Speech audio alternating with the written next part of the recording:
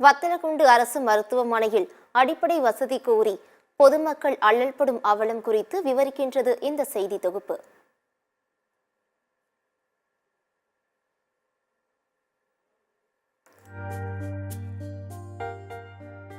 திண்டுக்கல் மாவட்டம் வத்தலக்குண்டு பேரூராட்சியின் மையப்பகுதியில் அமைந்துள்ளது அரசு மருத்துவமனை. வத்தலக்குண்டை சுற்றியுள்ள 100க்கும் மேற்பட்ட கிராம மக்கள் பிரசவத்திற்காகவும் முதியவர்களுக்கு ஏற்படும் தொற்று நோய்கள் போன்றவற்றிற்கு இந்த மருத்துவமனையை நாடியிருக்கிறார்கள்.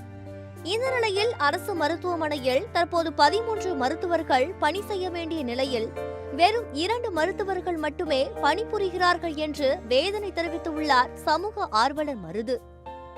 வத்தலக்குண்டு அரசு மருத்துவமனை என்று பல வருஷம் ஒரு 10-12 வருடமாக வத்தலக்குண்டு பொதுமக்கள் பல முறை கோரிக்கை விடுத்துக்கிட்டு என்னென்னா இங்கே சரியான மருத்துவர்கள் கிடையாது. அதாவது இங்கே வரக்கூடிய நோய்களுக்கு தகுந்த மாதிரி மருத்துவர்கள் கிடையாது.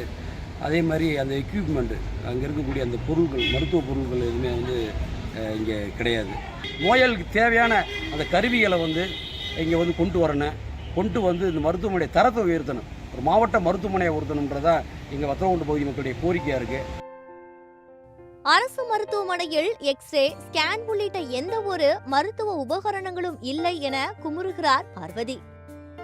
எங்கள் ஊரில் ஜிஹெச்சில் பார்த்தீங்கன்னா பெண்களுக்கோ குழந்தைகளுக்கோ ஒரு நல்ல ஒரு சுகாதாரமான பாத்ரூம் கிடையாது. டெஸ்ட்டுக்கு மட்டும்தான் பாத்ரூம் இருக்குது.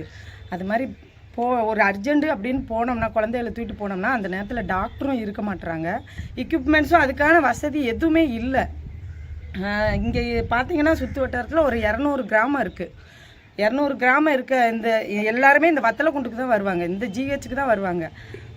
இங்கே வரும்போது அதுக்கான அடிப்படை வசதி எதுவுமே இருக்க மாட்டேங்குது. பார்த்தீங்கன்னா இப்போ தமிழக அரசு எங்களுக்கு எங்கள் ஹாஸ்பிட்டலுக்கு அடிப்படை வசதி எல்லாம் இருக்கிற மாதிரி எல்லா வசதியும் எங்களுக்கு பண்ணித்தரணும்.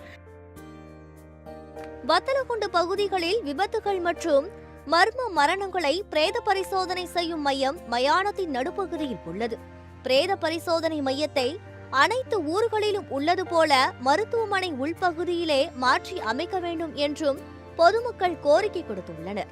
மக்களின் கோரிக்கைகளுக்கு அரசு செவிசாய்க்குமா என்பதை பொறுத்திருந்துதான் பார்க்க வேண்டும். சத்தியம் செய்திகளுக்காக திண்டுக்கல் மாவட்ட செய்தியாளர் நாட்ராயன் உடன் சத்தியம் செய்திக்குழு.